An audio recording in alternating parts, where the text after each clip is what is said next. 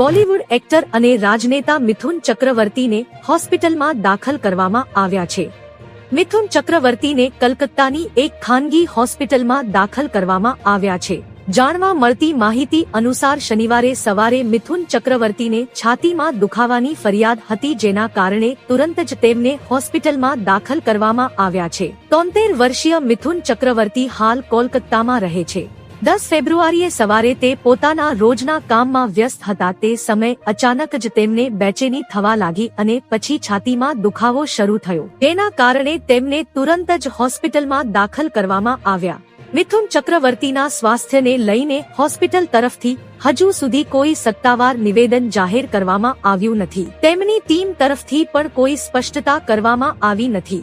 તો મિત્રો, હાલ માટે આટલું। મળીશું નવી અપડેટ સાથે જ। જો તમને અમારા વિડીયો પસંદ આવતા હોય તો વિડીયોને લાઈક કરી દેજો અને ભારત સમય ન્યૂઝ ચેનલને સબસ્ક્રાઇબ કરી બાજુમાં આવેલા બેલ આઇકોનને દબાવી દો, જેથી તમને આવા સમાચારની અપડેટ મળતી રહે।